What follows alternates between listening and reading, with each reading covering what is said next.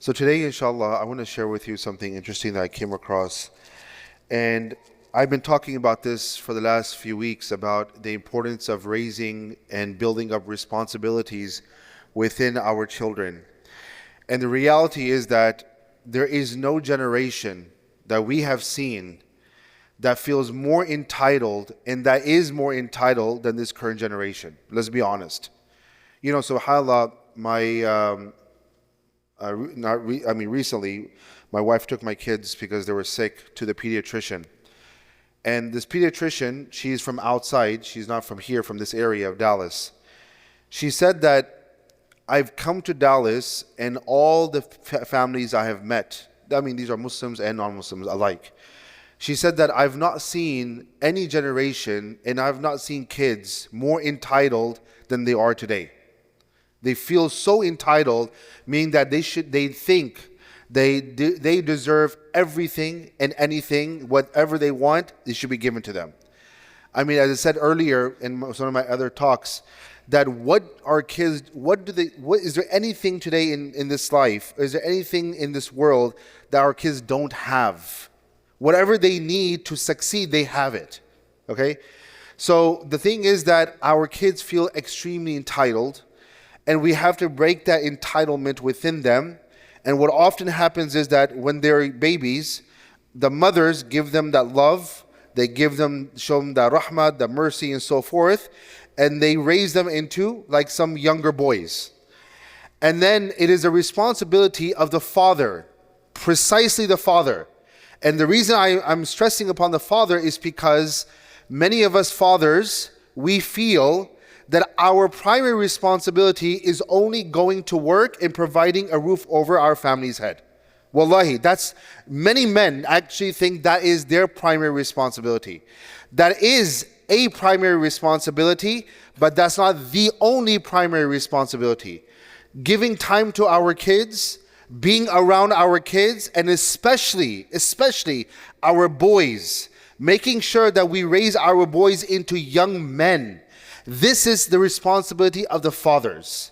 The reason why many of our young men, they're not even acting like men, they're not even behaving like men, even when they're turned 20 years old, 22 years old, 25 years old in some cases, because they were not raised to be men. You understand? They were always pampered. They were always given that sense of entitlement. So now when they grow up, they also feel that I should be given everything. So I want to share with you a few things that we can teach our young children in order to build confidence within them and to help them get out of this entitlement mindset. And not only that, but to help them grow into young men.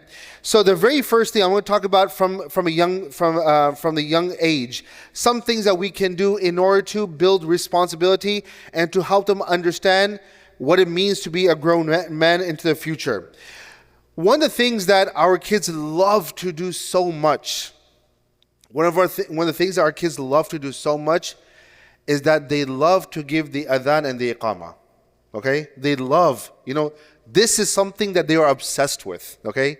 They love to get on the mic and they love to use the mic.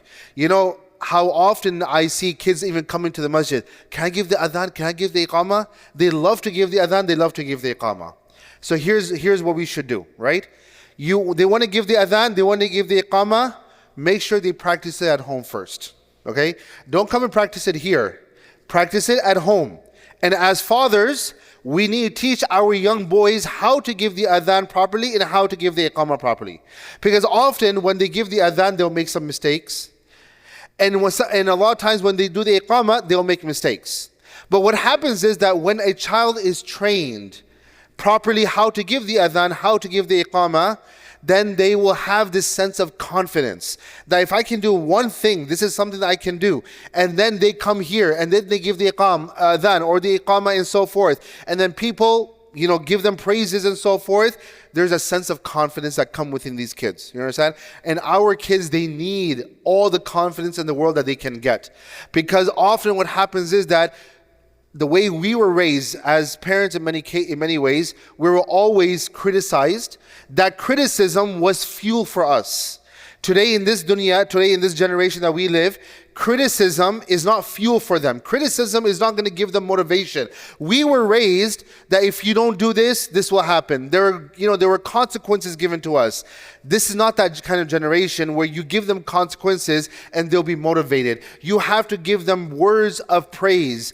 You have to, acknowledge them, acknowledge their hard work, and then give them a kind of like sense of, confidence. That is how their confidence is grown. So give them the responsibility in your house. When you pray salat amongst your family members, give them the responsibility of adhan iqamah, but teach them how to give the adhan, how to do the iqamah properly.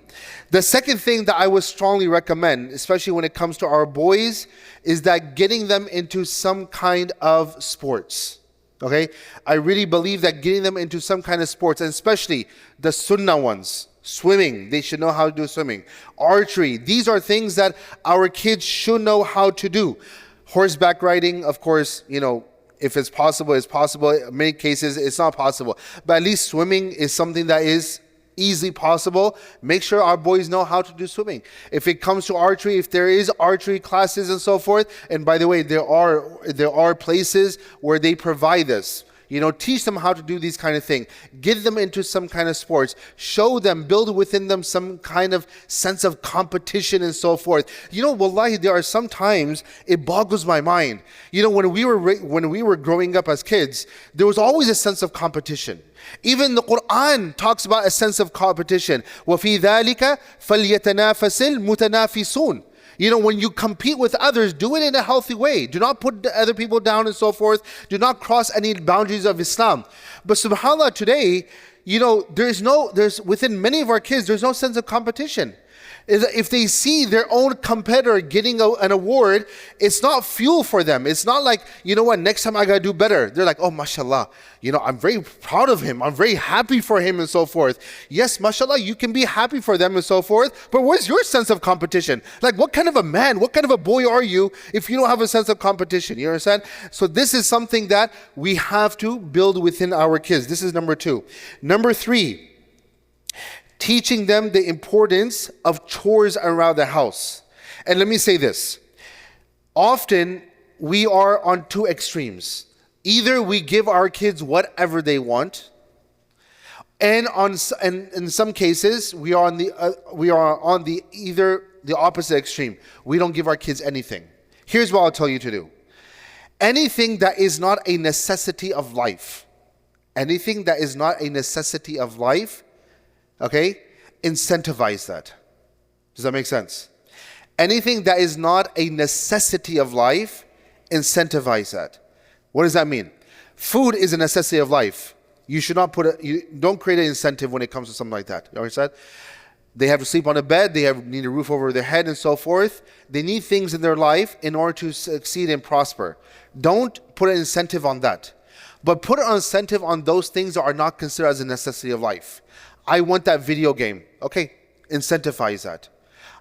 You want to eat? No problem. I want to go to that restaurant. That particular restaurant. Incentivize that. You understand? Anything that they want to do, put an incentive on that. You understand? And make them earn it. I don't understand. I've talked about this before. Do not just give your kids whatever they want. Otherwise, they're going to keep on growing in their demands. And then there's going to come a time that as parents, we cannot say no. Put an incentive. You want something, by the way, compared to before, our kids, they will have a whole list on Amazon, by the way. Okay? Today on Amazon, they have their own list. And they will have everything that's in their wildest dreams and in their wildest desires. They'll put everything in that cart. And they look at that cart and they're like, I wish I had all this. That's why, subhanAllah, on Friday nights when they give out these gift cards, these Amazon gift cards, they're loving it. Because why? Because they have a whole list. And they're going to go and buy some things from that Amazon list. So put incentive on it. You want this? You're going to work hard for it. You want this? You have to get solid grades. You want this? You have to do some chores around the house. And by the way, we're not going to remind you. We're not going to remind you. You have to do it by yourself. You have to go and take out the trash in some of the rooms and so forth on a weekly basis. Do not remind them. And even if they come to you and they're like, well, I'm so small. Of course you have to remind me. No, that is the incentive. When you do this kind of stuff, then they will remember these kind of things. Once again, we were grown up, we were raised differently. I mean, I myself, when I was 8 years old, I was sitting in Pakistan memorizing Quran all by myself. My parents were here. I was 8 years old over there. You understand? I learned how to grow up. I learned the hard way because I was sitting in the mother's side. It was not like I was going to my relative's house also. From 6 days a week, I was by myself, taking care of myself and so forth. There are some times where you're thrown into the fire and you're thrown into that kind of situation. But to be honest, our kids over here, the parents can actually build within them confidence, responsibility, and so forth. But we as parents, we love to complain. Our kids do this and our kids do that and so forth. But when it comes to us doing our job, our part, we are the ones who are not doing that. The next thing is that the importance of respect. That's the fourth thing. The importance of respect. One of the things which is many times misunderstood. In the cultures that many of us we come from, there was something called Samne Jawab Dena. You know what that means? It means like talking back to your elders. Okay? Your elders are talking to you, you respond back. Now, there has to be a balance. When it comes to our kids, sometimes they will respond back to us. They will talk back to us to parents. And a lot of times in many families, once again, there are some families where the kids will talk back and there's no limits. They'll talk back all the time. And there are some families where it is completely unacceptable. Like if you ever dare respond back to me, if you ever talk back to me, then you watch what happens to you.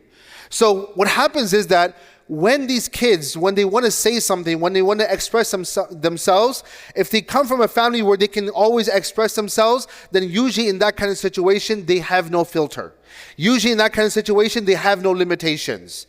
And this is where a lot of times, even the kids who are wrong, they have a habit of responding back. They don't have this habit of owning up to their mistakes. One of the biggest problems today of our kids and our teenagers and so forth, never taking responsibility of the wrong that they have done. Sometimes you see kids, they do something that is wrong. Why did you do something that is wrong? Wallah, you know what their response is? Well, that's it. Like, why did you do this wrong? Like, look, I need give me some words. Let's have let's talk to each other. What did you do wrong? Do you know what wrong you did? Well, I met a kid. I saw a kid one time, he was praying salat the wrong way. He was like, he's like probably like 10, 11 years old. So I asked him, I said that, why are you praying salat like this? And he goes, Wallah, his response. So I said that, okay, then I said that, that's it? He goes, yeah, okay. So I said, no. I said that, please tell me. I said that your parents taught you how to pray? Yeah. So I said, does your parents, when your mom, your dad, when they pray, do they look around everywhere? Like, no, they don't. So I said that if they're not looking around everywhere and they're the ones who taught you how to pray, then how should you pray? I was like, what am I dealing with here? So then the thing is that then I told them, I said, if your parents, once again, sometimes you have to talk to them, get them to talk. If your parents are not looking around in their salat, what are you supposed to do? Look down? Okay, khalas, alhamdulillah. Okay, mission accomplished, you understand? But this is the thing that these kids sometimes, they don't have that sense of responsibility. So what was number 4? I forgot. Respect. Okay, so respecting, making sure that they learn how to respect their elders. And the key thing is this: at home, when we create a culture that our kids, they just talk back whenever they want, then even when they go outside and they do something that is wrong, they're never going to own up to their mistakes. They're never going to own up to their mistakes because they're going to feel that whenever I do something that is wrong, I'm just going to respond back. And here's the thing. See, when it comes to the teenagers, as an adult, as a parent, you can have somewhat of a kind of a conversation because they are maturing. Their minds are maturing. But when it comes to young kids, there has to be some kind of a limitation. Yes, they can respond back. You're asking a question, you can respond back. You say something to them, if they want to express themselves in a respectful way, respond to your parents. That's fine. But there are a lot of times parents who are like, this kid, he responds back over and over again. mashallah, kitna smart hai, you know. This is what we say to a lot of times to our kids. You know, this kid, mashallah, he's very smart. He's not smart. He's be'adab, okay? He's becoming disrespectful. And you're calling that smartness. That's not smart. That's not being intelligent. That's called being disrespectful. He doesn't understand his limitations. She doesn't understand her limitations. So this is why we need to create a balance within our families when it comes to respect, especially when it comes to kids. Showing respect to their elders, number one. That means that even just like the basic respect, you see an elderly walking through the door, keeping the door open for them. A lot of times these kids just come, they'll open the door and just walk through, and there's a senior brother behind them. So teaching them, open the door, waiting for others, let them go by and so forth. Let your elders go in front of you and so forth. These are things that we need to teach them about respect. Respecting the masjid. Respecting the masjid. They're sometimes playing around, moving around and so forth, and there's no respect of the masjid. But at the same time, respecting the parents also. Brothers and sisters, we need to create a culture of respect. Parents, do not let your kids disrespect you and think and label as, mashallah, being smart. If they are doing something that is wrong, you need to call them out on this. If they're just shrugging their shoulders over and over again, no, this is unacceptable. Accept it. I want you to acknowledge if you have done something that is wrong. Take ownership, take responsibility. This respect is not taught to our kids. And then we turn around and then we want to complain to the entire world, my kid's this, my kid's that. But we are the ones who create that culture within our homes to begin with. So we have honestly, we have no one to blame but ourselves. So these are 4 things that I share with you today. The first one was responsibility. Second one? Okay, sports, activity. By the way, when I say activity, the reason I'm saying activity is there are some kids, they just, you know, I get calls from mothers. My kid is sitting on Fortnite all day, okay? Fortnite is a terrible game, by the way. I know many of our kids, they play Fortnite, okay? It's not a good game, okay? So getting them out, getting them exposed, give them sunlight, okay? Give them sunlight. They're not vampires. They need to be sitting in the dark all day long, okay? Get them out, okay? Give them sunlight, give them activities, send them outside. Third one, chores, responsibilities. And the fourth one is respect. So these are 4 that I'm sharing with you. Inshallah, next week I will share with you some other ones that we need to do in order to raise our young boys into grown, confident men, inshallah. I ask Allah subhanahu wa ta'ala to grant us the tawfiq to do things the right way. Ameen Rabbil Alameen. Wa jazakumullah khair. Assalamu alaikum wa barakatuh. إن المسلمين والمسلمات والمؤمنين والمؤمنات والقانتين والقانتات والصادقين والصادقات والصابرين والصابرات والخاشعين والخاشعات والخاشعين والخاشعات والمتصدقين والمتصدقات والصائمين والصائمات والحافظين فروجهم والحافظات والذاكرين الله كثيرا والذاكرات أعد الله لهم مغفرة وأجرا عظيما.